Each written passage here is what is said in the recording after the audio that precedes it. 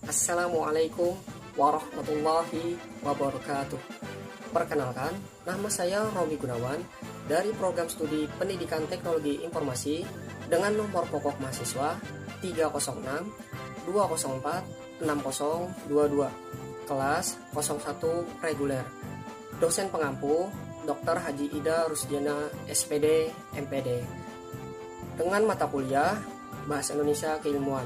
Kali ini saya akan menjelaskan materi apa saja itu jenis tulisan. Baik, tak perlu waktu lama lagi, langsung saja kita mulai.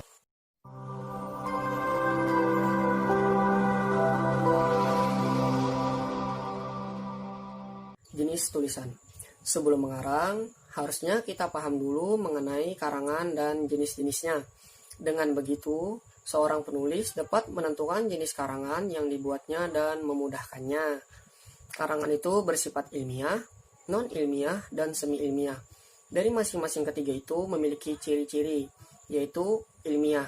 Ciri yang pertama adalah sumber bersifat faktual, yang kedua bersifat objektif, yang ketiga menggunakan kaidah bahasa yang baku, yang keempat terikat oleh aturan yang lazim, digunakan dalam ranah penulisan ilmiah bidang ilmu, yang kelima struktur bersifat baku, yang keenam argumentasi dan campuran.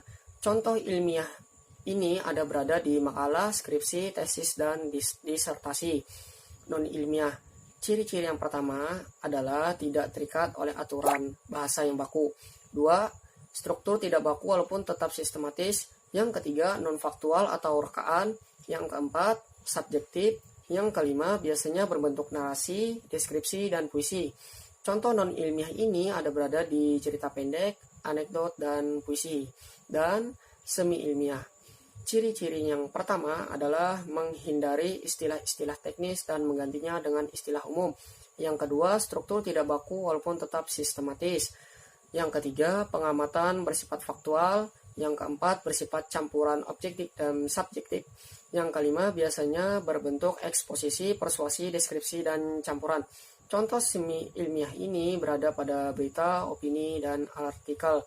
Jenis tulisan sendiri mempunyai bagian-bagian apa saja itu? Berikut. Yang pertama, eksposisi. Eksposisi adalah wacana yang bertujuan memberikan penjelasan, informasi, keterangan, dan pemahaman kepada pembaca atau pendengar tentang suatu hal. Tulisan sejenis ini biasanya menguraikan sebuah proses atau suatu hal yang belum diketahui oleh pembaca atau proses kerja suatu benda.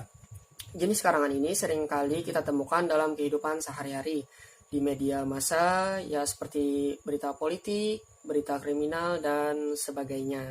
Yang kedua, argumentasi. Argumentasi bertujuan meyakinkan atau mengubah pendapat pembaca atas suatu pendapat, ideologi, doktrin, sikap, atau tingkah laku. Jenis karangan ini dapat meyakinkan pembaca atau topik yang diuraikan penulisnya. Dengan demikian, penulis harus menyusun karangan secara logis dan mampu meyakinkan pembaca. Yang ketiga, persuasi. Persuasi bertujuan meyakinkan pembaca, membuat pembaca percaya, atau juga membujuk pembaca apa yang dibuat oleh penulisnya.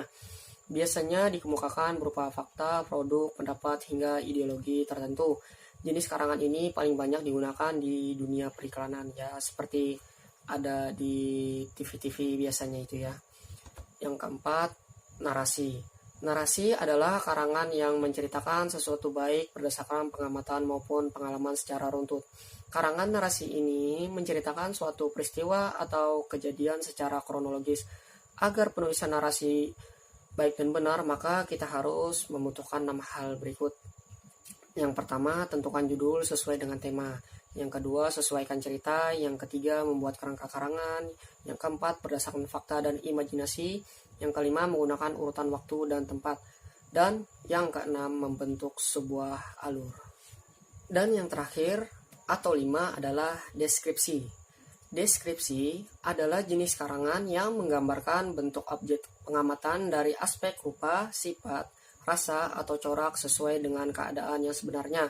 Selain menggambarkan perasaan bahagia, takut, sepi, sedih, dan gembira. Tujuan deskripsi ini membantu pembaca membayangkan apa saja yang digambarkan tersebut. Nah, itu tadi adalah jenis tulisan yang saya ketahui. Demikian dari saya, mohon maaf jika saya salah kata. Mungkin sampai sini saja saya akhiri. Wassalamualaikum warahmatullahi wabarakatuh.